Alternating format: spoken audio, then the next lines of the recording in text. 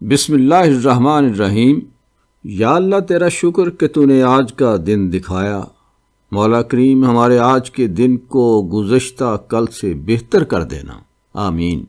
آج ہم کیلنڈر کے ایک خاص دن 8 نومبر پر ایک تفصیلی نظر ڈال رہے ہیں۔ جی، بظاہر یہ سال کے 365 دنوں میں سے ایک عام سا دن لگتا ہے، لیکن جب ذرائع کو کھنگالے نا تو پتہ چلتا ہے کہ یہ تاریخ حیرت انگیز طور پر اہم واقعات، تبدیلیوں اور انسانی کہانیوں سے بھری پڑی ہے۔ جی ہاں، بالکل۔ اور ہمارا مقصد صرف یہ نہیں کہ واقعات گنوا دیں، بلکہ ان ذرائع کی روشنی میں یہ سمجھنے کی کوشش کریں کہ 8 نومبر کی تاریخ نے، اب دیکھیں، مختلف ادوار میں تاریخ کے دھارے پر کیا اثرات مرتب کیے۔ صحیح۔ کیسے اس ایک دن نے دنیا کے مختلف حصوں میں سیاسی نقشے بدلے، علمی دریافتیں سامنے لائیں اور معاشروں کو متاثر کیا۔ تو آئیے شروع کرتے ہیں پھر۔ سب سے پہلے کچھ بڑی سیاسی اور تاریخی تبدیلیوں پر بات کرتے ہیں جو 8 نومبر کو ہوئیں۔ تاریخ میں اگر پیچھے جائیں تو 16ویں صدی میں ہی ایک اہم واقعہ نظر آتا ہے۔ آپ غالباً 1520 کے اسٹاک ہوم بلڈ بات کی بات کر رہی ہیں، ہے نا؟ جی بالکل وہی۔ جی، وہ ڈنمارک کے بادشاہ کرسچین دوئم کے قبضے کے بعد سویڈن میں بغاوت کو چلنے کے لیے تقریباً 100 کے قریب نوبل اور اہم شخصیات کو پھانسی دی گئی تھی۔ 100 افراد کو؟ جی، اور دیکھیں، یہ صرف ایک قتل عام نہیں تھا۔ اچھا۔ اس سے ہوا یہ کہ سویڈن میں ڈنمارک کے خلاف نفرت بہت شدید ہو گئی۔ اور پھر اسی کی وجہ سے گستاو واسا کی قیادت میں سویڈن کی آزادی کی راہ ہموار ہوئی۔ تو اس کے اثرات گہرے تھے۔ بالکل، یعنی ایک واقعے کے کتنے دور رس نتائج نکلے۔ اچھا، اور پھر ایک صدی بعد 1620 میں پراگ کے قریب وائٹ ماؤنٹن کی جنگ ہوئی۔ یہ جنگ تو سنا ہے صرف 2 گھنٹے چلی؟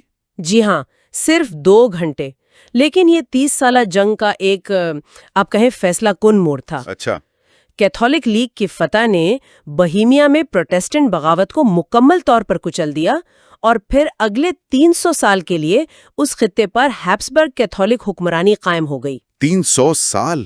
جی، تو یہ صرف ایک فوجی فتح نہیں تھی، بلکہ اس نے وسطی یورپ میں طاقت اور مذہب کا توازن ہی بدل ڈالا تھا۔ اب 20ویں صدی میں آتے ہیں۔ یہاں 8 نومبر کو سیاسی ہلچل کچھ زیادہ ہی تیز نظر آتی ہے۔ 1917 میں روس میں اکتوبر انقلاب کے فوراً بعد پہلی کاؤنسل آف پیپلز کمیسارز بنی۔ جی، ولادیمیر لینن اس کے چیئرمین تھے، اور لیون ٹروٹسکی اور جوزف اسٹالن جیسے بڑے نام بھی شامل تھے۔ یہ دراصل دنیا کی پہلی سوشلسٹ ریاست کی پہلی کابینہ تھی ایک طرح سے۔ پہلی کابینہ؟ جی، جس نے سوویت یونین کی بنیاد رکھی اور پھر آپ دیکھیں پوری صدی کے عالمی سیاسی منظرنامے کو بدل کر رکھ دیا۔ اور صرف 6 سال بعد ہی 1923 میں جرمنی کے شہر میونخ میں ایڈولف ہٹلر نے بیئر ہال پچ، وہ جو مشہور واقعہ ہے، جی، حکومت کا تختہ الٹنے کی ناکام کوشش۔ جی ہاں، ناکام کوشش۔ یہ کوشش تو ناکام ہو گئی، لیکن کیا اس ناکامی کے بھی کچھ غیر متوقع نتائج نکلے؟ بہت اہم نتائج نکلے۔ اگرچہ بغاوت ناکام ہوئی اور ہٹلر کو قید بھی ہوئی، لیکن اس مقدمے نے اسے قومی سطح پر بڑی شہرت دے دی، اور جیل میں ہی اس نے اپنی وہ بدنام زمانہ کتاب مائن کامف لکھی۔ وہ جیل میں لکھی تھی؟ جی، جس میں اس کے سارے نظریات بیان کیے گئے تھے۔ تو ایک طرح سے یہ ناکام کوشش نازی اعظم کے عروج کی سیڑھی بن گئی۔ کمال ہے۔ اور ایک اور دلچسپ بات، اسی تاریخ کو 8 نومبر 1939 کو ہٹلر اسی بیئر ہال پچ کی برسی مناتے ہوئے ایک قاتلانہ حملے سے بال بچا تھا۔ یہ بھی تاریخ کی ایک ستم ظریفی ہے۔ یہ تو واقعی حیران کن ہے۔ اچھا، دوسری طرف امریکہ کی تاریخ میں بھی 8 نومبر یا اس کے آس پاس کی تاریخیں صدارتی انتخابات کے حوالے سے کافی اہم رہی ہیں۔ جی ہاں، کئی بار۔ مثال کے طور پر 1932 میں جب شدید معاشی بحران تھا، فرینکلن ڈی روزویلٹ نے ہربرٹ ہوور کو شکست دے کر صدارت جیتی۔ اور وہیں سے امریکہ میں نیو ڈیل کا آغاز ہوا، ہے نا؟ بالکل۔ پھر 1960 میں جان ایف کینیڈی ایک بہت ہی قریبی مقابلے میں رچرڈ نکسن کو ہرا کر صدر بنے۔ 1988 میں جارج ایچ ڈبلیو بش منتخب ہوئے، اور ابھی حال ہی میں 2016 میں ڈونلڈ ٹرمپ کی فتح بھی اسی تاریخ کے قریب ہوئی۔ تو یہ دن امریکی عوام کے فیصلوں اور سیاسی تبدیلیوں کا آغاز رہا ہے۔ اور یہ صرف امریکہ تک محدود نہیں ہے، دنیا کے دوسرے حصوں میں بھی 8 نومبر اہم رہا۔ بالکل۔ 1987 میں شمالی آئرلینڈ کے قصبے انسکیلن میں ریممبرنس ڈے کی تقریب کے دوران ایک بم دھماکہ ہوا۔ ہاں، وہ ایک بہت ہی المناک واقعہ تھا۔ پروویژنل آئرے یعنی آئرش ریپبلکن آرمی کے ایک دھڑے نے بم نصب کیا تھا، جی، جس میں 12 عام شہری ہلاک ہو گئے۔ یہ شمالی آئرلینڈ کے تنازع، جسے دا ٹربلز کہتے ہیں، اس کے تاریک ترین واقعات میں سے ایک تھا، اور اس نے امن کی کوششوں پر بھی بہت گہرے اثرات ڈالے۔ اور معاشی محاذ پر اگر دیکھیں تو 2016 میں بھارت میں ایک بہت بڑا فیصلہ ہوا۔ جی، وزیر اعظم نریندر مودی نے اچانک 500 اور 1000 روپے کے نوٹوں کو ختم کرنے کا اعلان کیا۔ جی، اس اقدام کا اعلان بھی 8 نومبر کی شام کو ہی کیا گیا تھا۔ مقصد تو بتایا گیا تھا کہ کالا دھن، جعلی کرنسی اور دہشت گردی کی فنڈنگ کو روکا جائے۔ ٹھیک، لیکن اس فیصلے کے بھارت کی معیشت اور عام لوگوں کی زندگیوں پر بہت وسیع اور ملے جلے اثرات مرتب ہوئے، جن پر آج بھی بحث ہوتی ہے۔ صحیح۔ اچھا، برصغیر کی تاریخ میں اگر تقسیم کے فوراً بعد دیکھیں تو پاکستانی ذرائع کے مطابق 1947 میں اسی تاریخ کو چترال اور دیر کی ریاستوں نے پاکستان سے الحاق کیا۔ جی، یہ نوزائیدہ ریاست پاکستان کے استحکام کے لیے ایک اہم قدم تھا۔ وہ دور تھا جب شاہی ریاستوں کو فیصلہ کرنا تھا کہ وہ بھارت یا پاکستان کس کے ساتھ شامل ہوں گی۔ اسی طرح پاکستان کی ابتدائی سیاسی تاریخ میں 1954 میں سندھ میں گورنر راج کا نفاذ اور عبدالستار پیرزادہ کی وزارت کی برطرفی بھی اسی تاریخ کے آس پاس ہوئی۔ اچھا، اور 1956 میں جب سویز بحران چل رہا تھا تو پاکستان نے ترکی، ایران اور عراق کے ساتھ مل کر مصر سے غیر ملکی افواج کے انخلاء کا مطالبہ کیا۔ یہ بھی خطے میں ایک مشترکہ سفارتی موقف کی نشاندہی کرتا ہے۔ اور 1964 میں صدر ایوب خان کا بھارت کے ایٹمی پروگرام پر تشویش کا اظہار، یہ بھی اسی دور کی علاقائی کشیدگی کو ظاہر کرتا ہے نا؟ بالکل۔ تو مجموعی طور پر دیکھیں تو 8 نومبر سیاسی تبدیلیوں، طاقت کے نئے مراکز بننے اور بین الاقوامی تعلقات میں اہم موڑوں کی تاریخ نظر آتی ہے۔ بلا شبہ یہ دن ہمیں یاد دلاتا ہے کہ سیاسی فیصلے، چاہے وہ انتخابات ہوں، انقلاب ہوں یا کوئی انتظامی اقدام، وہ کس طرح قوموں اور خطوں کی تقدیر بدل سکتے ہیں۔ بالکل صحیح۔ اچھا، اب سیاست سے ذرا ہٹ کر دیکھتے ہیں۔ 8 نومبر نے علم، ثقافت اور معاشرتی سطح پر کیا نقوش چھوڑے؟ 1602 میں آکسفورڈ یونیورسٹی کی مشہور بوڈلین لائبریری عوام کے لیے کھولی گئی۔ جی، یہ ایک بہت بڑا واقعہ تھا۔ بوڈلین لائبریری یورپ کی قدیم ترین لائبریریوں میں سے ایک ہے اور آج بھی علم کا ایک بہت اہم مرکز ہے۔ اس کا کھلنا دراصل علم تک رسائی کو وسیع کرنے کی طرف ایک اہم قدم تھا۔ اور پھر ایک ایسی سائنسی دریافت جس نے آپ کہیں دنیا ہی بدل دی۔ 1895 میں جرمن ماہر طبیعیات ولہمرن رونچن نے اتفاقاً ایکس رے دریافت کیے۔ اتفاقاً؟ یہ کیسے ہوا؟ یہ واقعی ایک حادثاتی دریافت تھی۔ وہ رونچن کیتھوڈ رے ٹیوبز پر کچھ تجربات کر رہے تھے۔ اچھا، جب انہوں نے دیکھا کہ قریب پڑی ایک فلورسنٹ اسکرین وہ پراسرار طور پر چمک رہی ہے، انہوں نے اس نامعلوم شعاع کو ایکس رے کا نام دیا، یعنی نامعلوم شعاع۔ انہیں خود بھی شروع میں یقین نہیں آیا کہ انہوں نے کیا دریافت کر لیا ہے۔ کمال ہے! یعنی ایک حادثے نے میڈیکل سائنس میں انقلاب برپا کر دیا۔ انسانی جسم کے اندر بغیر آپریشن کے دیکھنے کی صلاحیت۔ اس دریافت پر انہیں فزکس کا پہلا نوبل انعام بھی ملا تھا نا؟ جی ہاں، بالکل۔ فزکس کا سب سے پہلا نوبل انعام انہی کو ملا۔ واہ! اور جدید دور میں آئیں تو 1972 میں امریکہ میں HBO یعنی ہوم باکس آفس لانچ ہوا۔ یہ پہلا پریمیم پیڈ ٹیلی ویژن نیٹ ورک تھا۔ اچھا، پہلا؟ جی پہلا، جس نے ٹی وی دیکھنے کے انداز کو بدل دیا اور آپ کہہ سکتی ہیں کہ کوالٹی ٹیلی ویژن کے دور کی بنیاد رکھی۔ آثار قدیمہ کے میدان میں بھی ایک بڑی دریافت ہوئی۔ 1977 میں یونانی ماہر آثار قدیمہ مینویلس اینڈرونیکوس نے شمالی یونان کے علاقے ورجینا میں مقدونیہ کے بادشاہ فلپ دوم کا مقبرہ دریافت کیا۔ جی، اور یہ دریافت بڑی سنسنی خیز تھی۔ فلپ دوم سکندر اعظم کے والد تھے۔ اس مقبرے سے جو نوادرات ملے خاص طور پر وہ سونے کا صندوق جس میں ممکنہ طور پر فلپ کی باقیات تھیں۔ اس نے قدیم مقدونیائی تاریخ اور ثقافت کے بارے میں ہماری سمجھ میں اب کہیں بے پناہ اضافہ کیا۔ یہ 20ویں صدی کی اہم ترین آثار قدیمہ کی دریافتوں میں شمار ہوتی ہے۔ اور ایک قدرے مختلف اور تاریخ واقعہ بھی اسی تاریخ سے جڑا ہے۔ 1999 میں امریکہ میں بروس ملر کا قتل، جسے ذرائع پہلا انٹرنیٹ مرڈر کہتے ہیں۔ جی، اس کیس نے اس وقت بہت توجہ حاصل کی تھی۔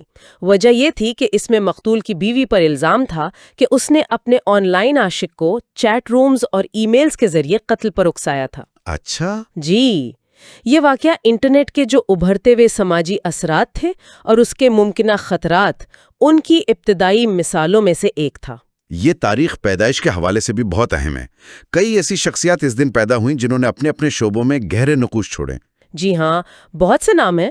مثال کے طور پر 1847 میں بریم سٹوکر پیدا ہوئے، آئرش ناول نگار جنہوں نے ڈریکولا جیسا لازوال کردار تخلیق کیا۔ واہ۔ پھر 1884 میں سوئس ماہر نفسیات ہرمن روشا، جن کا وہ انک بلاٹ ٹیسٹ آج بھی نفسیاتی تشخیص میں استعمال ہوتا ہے۔ جی، وہ مشہور ٹیسٹ۔ بالکل۔ اور ادب میں ایک اور بڑا نام، 1900 میں مارگریٹ مچل پیدا ہوئیں، گون ود دی ونڈ کی مصنفہ۔ جی ہاں، اور سائنس کی دنیا سے 1922 میں جنوبی افریقی سرجن کرسٹین برنارڈ پیدا ہوئے، جنہوں نے 1967 میں پہلا کامیاب انسانی دل کا ٹرانسپلانٹ کر کے تاریخ رقم کی۔ بھارت کے سینئر سیاستدان ایل کے اڈوانی 1927 میں پیدا ہوئے۔ اچھا۔ ادب کا نوبل انعام جیتنے والے برطانوی ناول نگار کازو ایشیگورو 1954 میں پیدا ہوئے۔ وہ بھی اسی دن؟ جی، اور تفریحی دنیا سے مشہور شیف گارڈن ریمزے 1966، امریکی گلوکارہ بونی رائٹ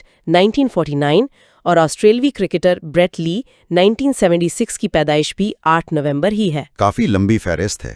جہاں اتنی اہم شخصیات پیدا ہوئیں، وہیں کچھ عظیم نام اس دنیا سے رخصت بھی ہوئے۔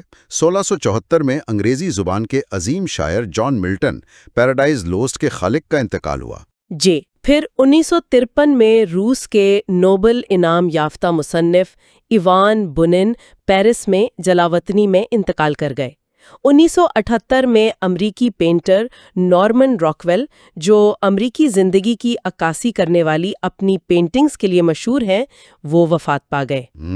اور ابھی حال ہی میں 2020 میں مشہور ٹی وی کوئز شو جیوپرڈی کے طویل عرصے تک میزبان رہنے والے ایلیکس ٹریبیک کا انتقال ہوا۔ اور اردو ادب کے لیے یہ ایک اداس دن ہے، کیونکہ 2002 میں ممتاز شاعر، فلسفی اور دانشور جان ایلیا طویل علالت کے بعد کراچی میں انتقال کر گئے۔ جی، جان ایلیا۔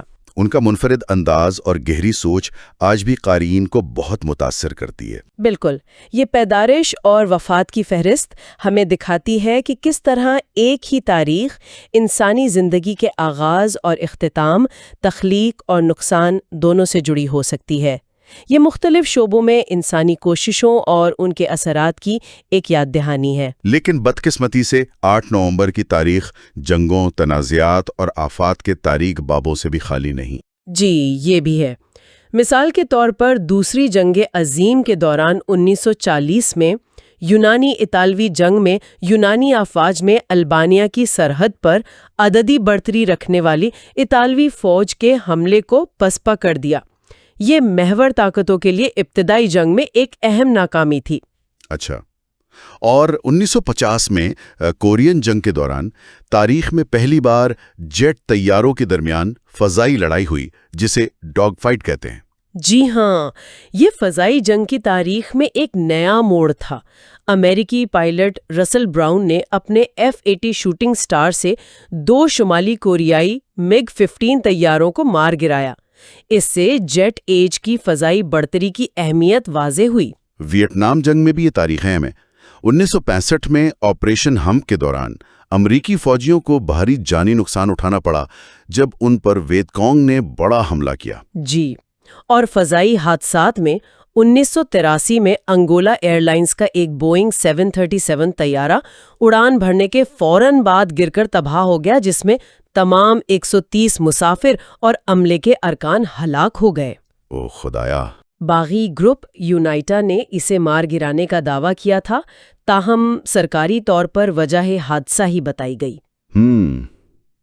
حالیہ تاریخ میں دیکھیں تو 2004 میں عراق جنگ کے دوران فلوجہ شہر کا دوسرا بڑا محاصرہ شروع ہوا، جسے امریکی فوج نے آپریشن فینٹم فیوری کا نام دیا۔ جی، یہ عراق جنگ کی شدید ترین اور خون ریز ترین لڑائیوں میں سے ایک تھی۔ امریکی قیادت میں اتحادی افواج نے شہر کو مزاحمت کاروں سے پاک کرنے کے لیے بڑا آپریشن کیا، جس میں بڑے پیمانے پر تباہی ہوئی اور دونوں طرف بھاری جانی نقصان ہوا۔ صحیح۔ اس لڑائی نے جنگ کے بارے میں عوامی رائے پر بھی بہت گہرے اثرات ڈالے۔ اور 2006 میں غزہ کی پٹی کے علاقے بیت حانون میں اسرائیلی فوج کی شیلنگ سے 19 فلسطینی شہری ہلاک ہوئے، جن میں زیادہ تر خواتین اور بچے تھے۔ جی، اس واقعے پر عالمی سطح پر شدید مذمت کی گئی تھی۔ جنگوں اور تنازعات کے علاوہ قدرتی آفات نے بھی اس تاریخ کو المناک بنایا ہے۔ 2013 میں تاریخ کے سب سے طاقتور طوفانوں میں سے ایک ٹائفون ہایان، جسے فلپینز میں یولانڈا کہا جاتا ہے، اس نے وسطی فلپینز میں تباہی مچا دی۔ اس طوفان کی شدت واقعی ناقابل یقین تھی۔ جی، سنا ہے 300 کلومیٹر فی گھنٹہ سے زیادہ رفتار کی ہوائیں تھیں اور سمندری لہریں۔ جی ہاں، بالکل، اس نے وسیع پیمانے پر تباہی پھیلائی۔ سرکاری اعداد و شمار کے مطابق 6300 سے زائد افراد ہلاک ہوئے، ہزاروں لاپتہ ہوئے اور لاکھوں لوگ بے گھر ہو گئے۔ اللہ رحم کرے۔ یہ فلپینز کی تاریخ کے بدترین قدرتی آفات میں سے ایک ہے، اور آپ دیکھیں تو موسمیاتی تبدیلی کے تباکن اثرات کی ایک سنگین یاد دہانی بھی ہے۔ تو 8 نومبر کا دن واقعی غیر معمولی ہے۔ ایک طرف سیاسی انقلابات ہیں، اہم انتخابات ہیں، یگ پلٹ دینے والی سائنسی دریافتیں ہیں، ثقافتی سنگ میل ہیں، تو دوسری طرف جنگیں، حادثات، قتل اور قدرتی آفات کی المناک کہانیاں بھی اسی تاریخ سے جڑی ہیں۔ بالکل، یہ تاریخ ہمیں دکھاتی ہے کہ انسانی تاریخ کتنی پیچیدہ اور کثیر الجہتی ہے۔ ایک ہی دن امید اور مایوسی، تعمیر اور تخریب، زندگی اور موت کے متضاد رنگوں کو اپنے اندر سمیٹے ہوئے ہو سکتا ہے۔ آج ہم نے مختلف ذرائع کی مدد سے صرف چند اہم پہلوؤں پر روشنی ڈالی ہے۔ جی، اور آخر میں سننے والوں کے لیے ایک سوال چھوڑ جاتے ہیں۔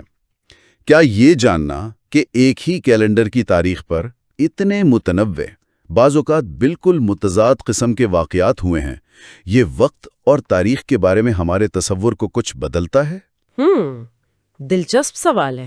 کیا تاریخ خود کو دہراتی ہے، یا ہر واقعہ، چاہے وہ ایک ہی تاریخ پر کیوں نہ ہو، اپنے مخصوص حالات اور نتائج کے لحاظ سے بالکل منفرد ہوتا ہے؟ جی، یہ سوچنے کی بات ہے۔ اس پر غور کرنے کے لیے چھوڑتے ہیں۔